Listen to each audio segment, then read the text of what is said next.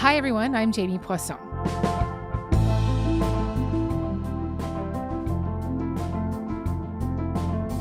There was a lot of gaming going on, friends that have confirmed that there was deep, dark internet, Reddit culture, and these other dark places of the internet where this person was going deep. And that was Utah Governor Spencer Cox talking about the online environment inhabited by the 22-year-old charged with the shooting of Charlie Kirk. You saw that on the casings.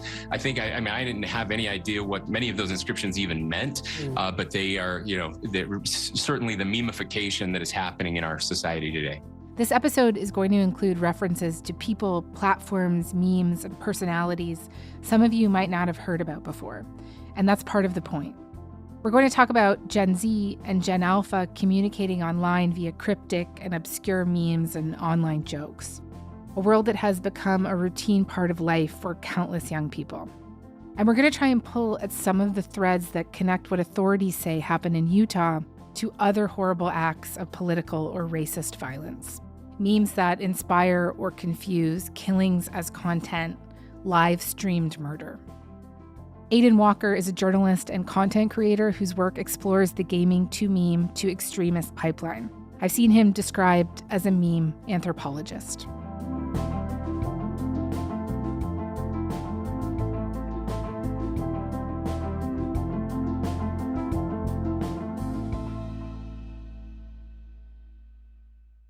Aidan, hi, it's great to have you. Great to be here on Front Burner. Thanks for inviting me, Jamie. So let's begin by making very clear the need to be careful here.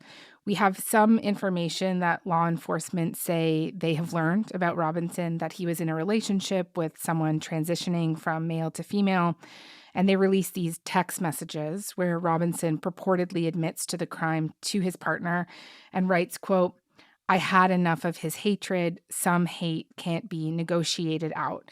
He wasn't more specific about what that hate was. Investigators have not said that this was linked to LGBTQ issues.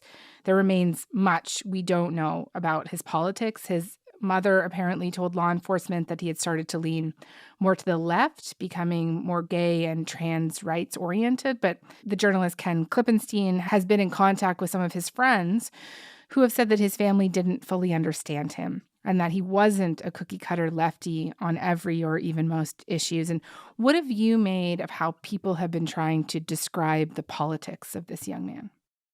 Yeah, so there's a lot of people saying a lot of things about what is ultimately a pretty small amount of primary source here. We have the charging document, we have this information about what was engraved on the bullet casings, we have a bunch of online rumors that have sort of followed a script that we've seen take place following other high-profile acts of political violence where folks are, scraping through his mother's old Facebook posts or kind of looking through whatever we can glean of his online footprint. Mm-hmm. And so I'd agree that there's very little that we can say.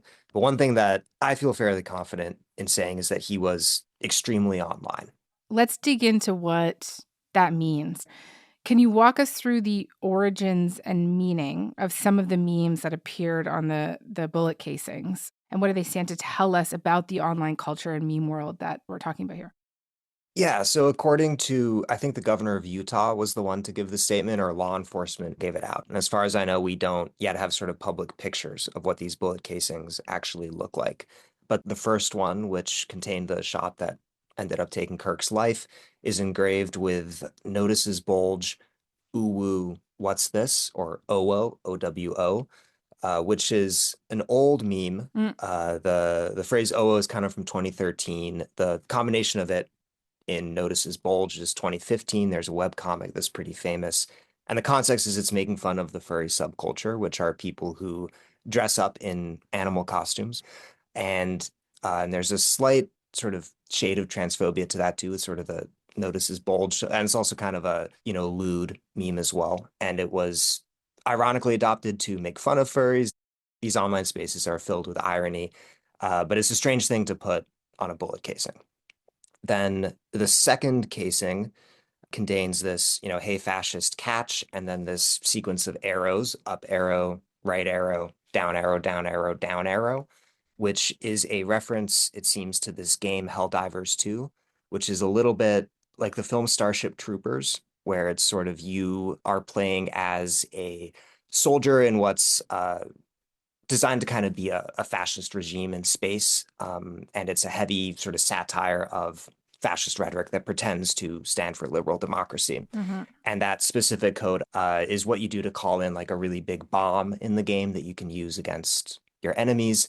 And among people who played Helldivers 2, it became a thing you'd sort of post online because it was cryptic. And like, if you know, you know. The most common image is it's one of the characters from the game, and then it says, I'm not going to sugarcoat it, and then that command sequence.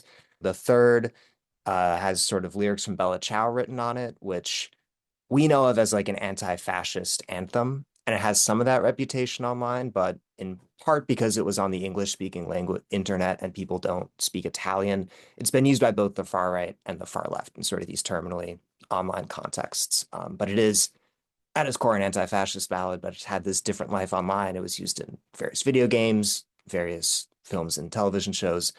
And then the fourth casing was etched with, if you're reading this, you're gay, LMAO, which is kind of a schoolyard taunt, I guess a troll, or as I called it, a shitpost for law enforcement, journalists, the general public to read. Well, you've called this assassination a shitpost, right? Which I found really interesting because I've never heard that word used in this context. And just why do you think this was a real world manifestation of one? So a shitpost to me is something you put on the internet not to contribute to a conversation, but to derail it on purpose or to introduce an element of chaos, to call attention to yourself and to say that the rules that have been governing this conversation that determine, the relevance of statements or, their credibility, their appropriateness, those don't really apply. So there's a lot of shit posting that looks to my mind, a little bit like performance art, and most of it is very nonviolent. You have people posting non sequitur jokes on the internet, messing with people. Then there's some shit posting that's like very, very chaotic and designed to get a reaction, to derail. And then there's shit posting that is, purposefully incomprehensible. That to me is what this act with those etchings in particular corresponds to, because we have this cultural script now where we expect a shooter to leave a manifesto. And Luigi Mangione very famously left some messages etched onto his bullet casings. And so by putting, if you're reading this, you're gay, LMAO, in the place where people would expect to see a manifesto, it's an act of violence against coherence, against meaning, against the way we describe it. And in that charging document, one of the text exchanges they have from him is him saying, if someone on Fox News reads notices bulge ooh woo on the air, then, that'll be hilarious, essentially. And so I think that's a piece of it, is that it's designed to confuse us.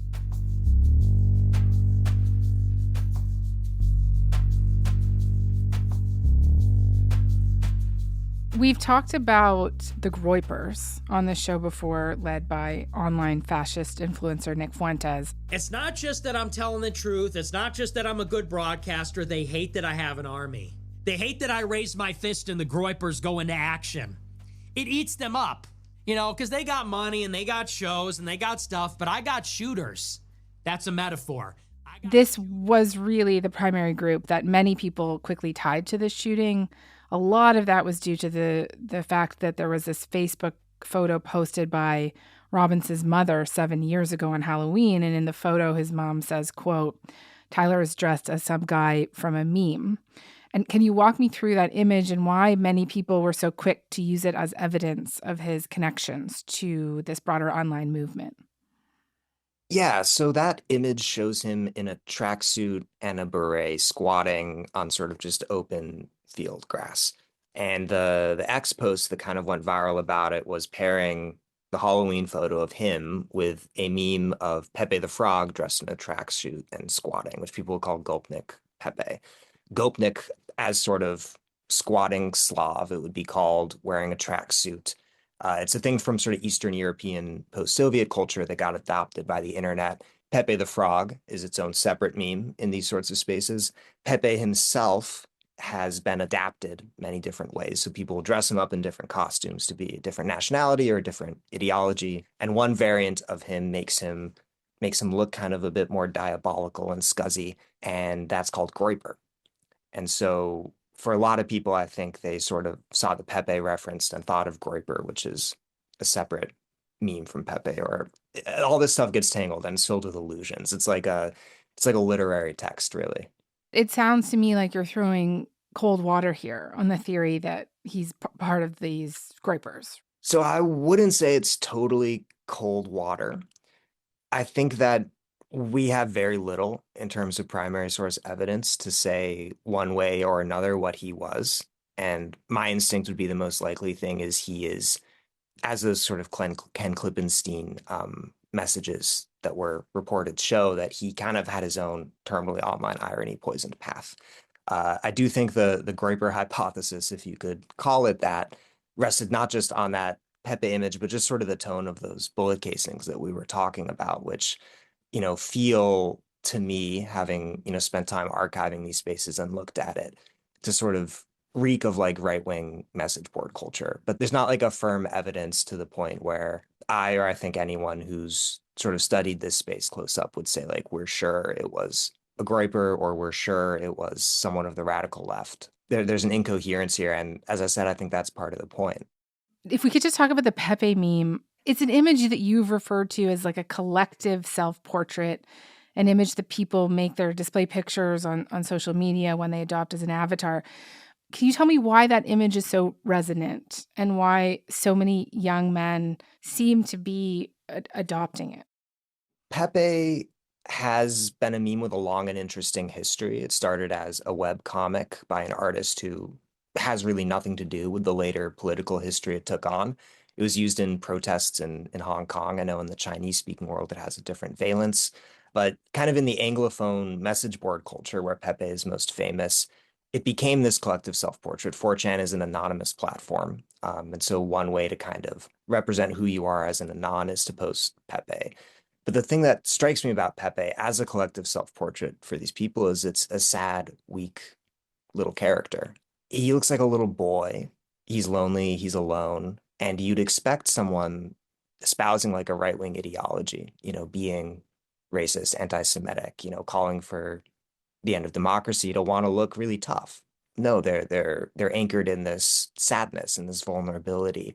And their core constituency is very young, very alienated, who are often, for lack of a better word, marginalized. A lot of people who are isolated, often rural areas, people who don't have access to opportunity, maybe come from abusive family situations, lower economic status. And to the extent that all those things are global phenomena, it's a global phenomenon. And Pepe is the avatar of that.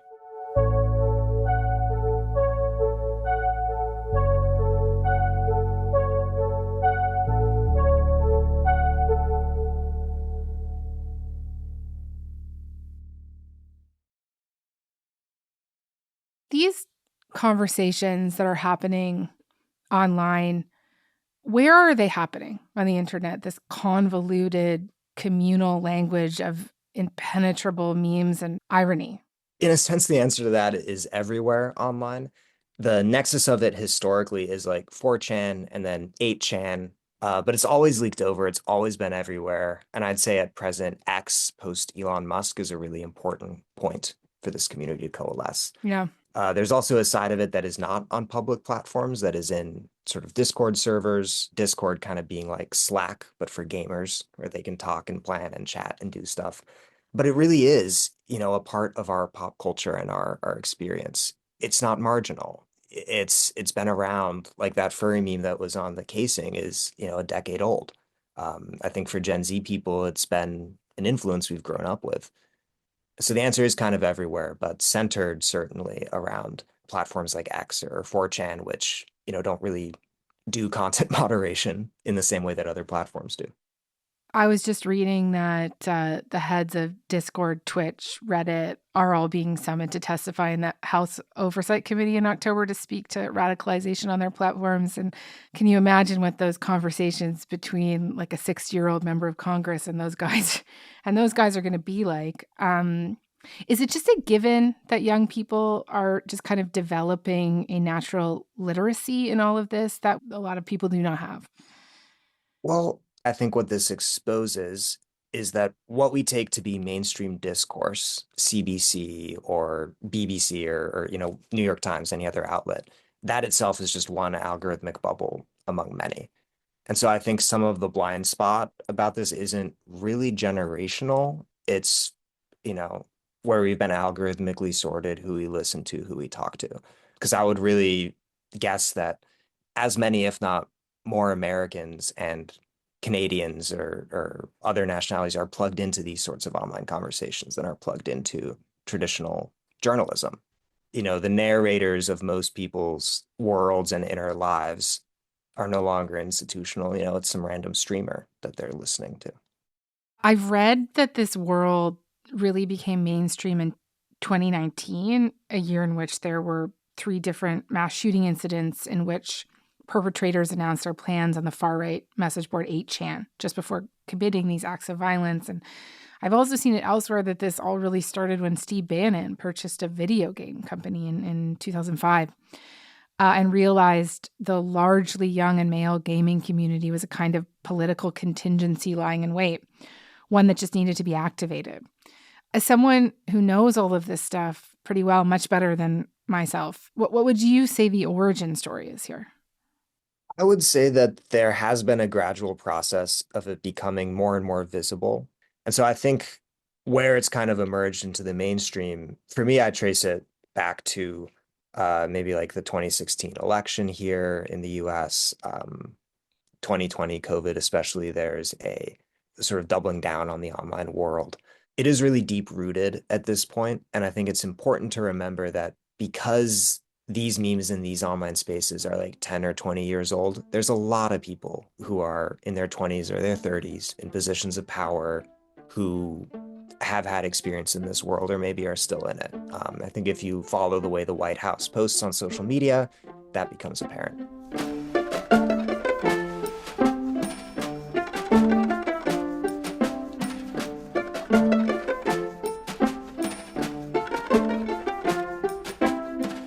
We talked about how there was nothing really strong or tangible connecting Robinson to the Gropers, and that there's still a lot of questions when it comes to his political beliefs and motivations. But I do want to get back to them because we're talking about this online world that other acts of violence have sprung from as well, right? And the Gropers are the online group really, I think, at the vanguard, right, of this network of online memes and irony in some ways. I don't know if you'd agree with that. A world both full of and devoid of meaning, as we've been talking about. And just, can you take me through who they are? Yeah, so the Gropers are the furthest fringe of kind of this shitposty online right, or one of the furthest fringes. And they are explicitly white nationalist, explicitly anti-Semitic, and they're led by this streamer, Nick Fuentes. Very, very young guy when he started out doing this. In 2028, we're going to get Hitler. Like in 2028, if we get 4 years of Kamala, in 2028, you're going to get an American fascist. People go, you can't vote for Kamala. She's going to be a communist. It's like, and I hope she is, and I hope she does. And they use this, modification of Pepe the Frog, the Groper toad thing, as their collective self-portrait. So kind of distinguishing themselves in that way from the usual suspects, the usual kind of 4chan crowd. And they spring to prominence in 2019 for targeting Charlie Kirk, for targeting Turning Point, which at that point is mostly not like the organizing arm of the GOP that it turned into. It's Kirk touring college campuses, debating folks in these, big public spectacles. And the Gropers, who brand themselves as the Groper Army and brand this effort as the Groper War, decide to come up and ask questions that will hopefully goad Kirk into saying something more extreme, more unpalatable, more, anti-Semitic or homophobic or whatever than he was already saying. And a couple of fans of my show, I didn't tell them to do this, but 2 guys who watched the show, they went out and I think the one guy asked a question about legal immigration. You're against illegal, but you're for legal immigration. How's that conservative? And then another guy came up and he said something about Israel. You seem to be Israel first. What about America? And the two clips blew up on Twitter. I said, that was unbelievable because, if we show up in MAGA hats and rosaries, who we are, and we present as the real right wing, this is unignorable. And so you have this sort of tension where the Gropers are trying to derail this somewhat more mainstream kind of conservative thing that's going on. And to me, the readiest analogy to it is sort of Kirk is a little bit of a William F. Buckley figure for the online right, where he is kind of this mediator between the establishment to the extent it, exists and sort of this edge fringe. And his role in part was to determine what is the boundary of the coalition, and Gropers were outside of that boundary. And there's been tons of sort of Groper clashes with the mainstream right in the years since, and really the TP USA Groper conflict. He goes, I don't debate bad faith actors and trolls who blame the Jews for everything. Oh, yeah, you just debate communists, socialists, Democrats, the governor of Canada, or of California. He lives in fear. Rent free, buddy. We're coming for you. We're coming for you, globalist. Obviously, this is also one of the reasons why many people might have jumped to speculate that, it might be one of these Gropers. Just Fuentes as this cultural force, what do you think his popularity represents, right? The fact that a legit Nazi became this counterculture sort of hero for many American youth? I think his popularity represents the ascendance of that kind of point of view.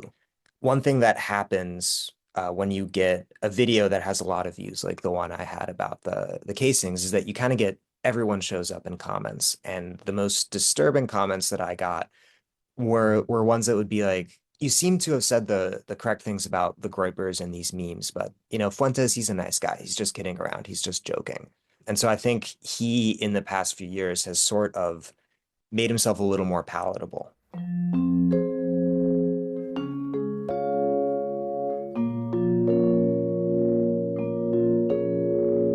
As we have been discussing, Tyler Robinson is not the first example of high-profile real-world violence we've seen tied in some way to this online meme world. And there are clearer examples because we know more information about some of these other ones. The shooter responsible for the attack on a Minnesota area Catholic school just a few weeks ago left behind a manifesto that included all kinds of allusions to the same deep, dark corners of the internet that we've been talking about. A lot of it is incoherent to me. Some of these shooters are believed to have actually interacted in similar online spaces. To what degree are some of these young people essentially motivated by one another? And does that change how we should even think about these attacks as isolated tragedies or as part of an ongoing movement with its own language and rituals?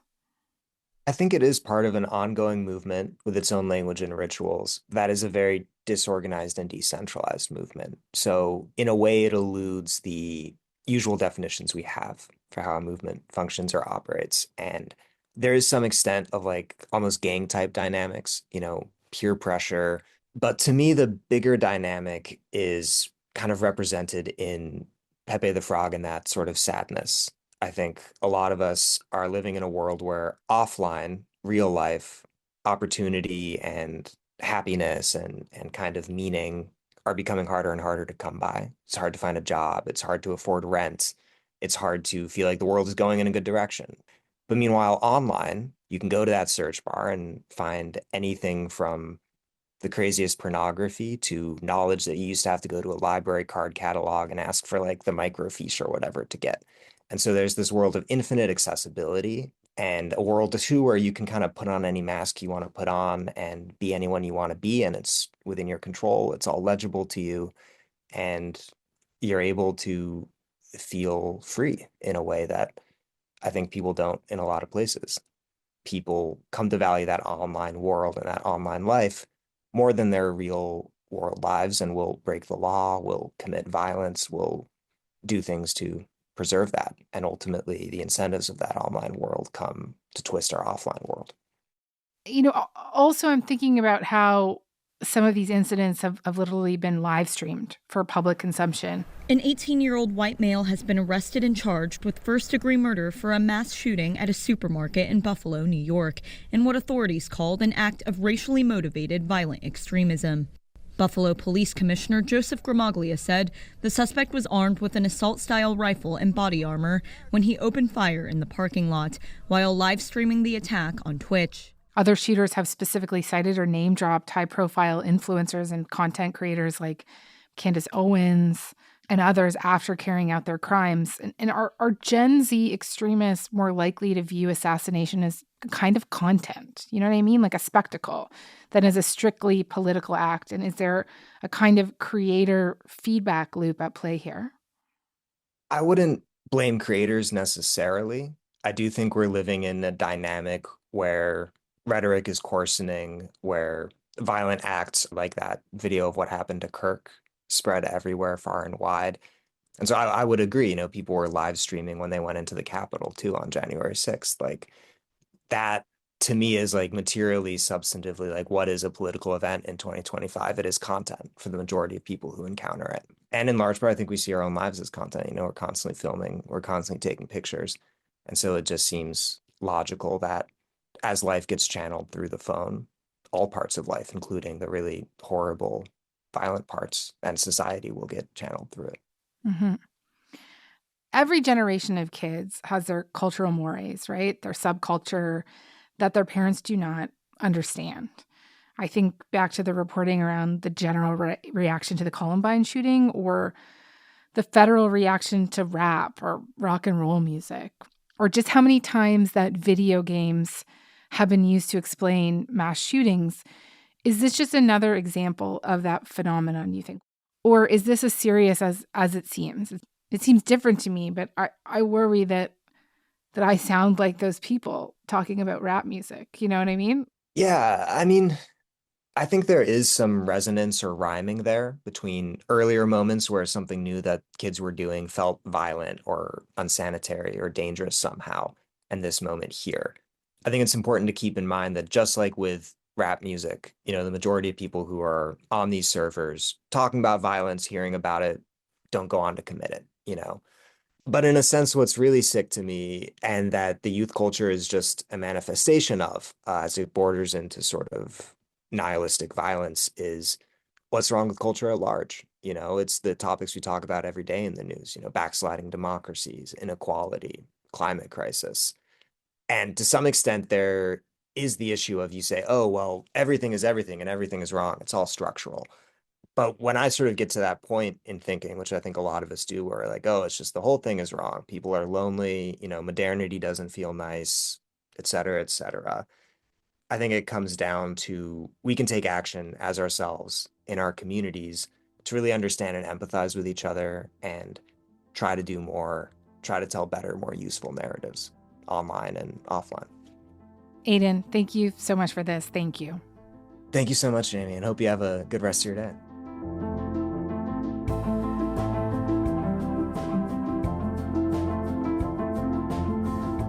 All right, that is all for today. Front Burner was produced this week by Joytha Sengupta, Matthew Amha, Ali Janes, Lauren Donnelly, Simi Bassi, Sam McNulty, Dave Modi, and Mackenzie Cameron. Special thanks this week to our colleagues Aaron Wary and Justin McElroy. Our YouTube producer is John Lee. Our music is by Joseph Shabison. Our senior producer is Elaine Chow. Our executive producer is Nick McCabe-Locos. Thanks so much for listening to Front Burner, and we'll talk to you on Monday.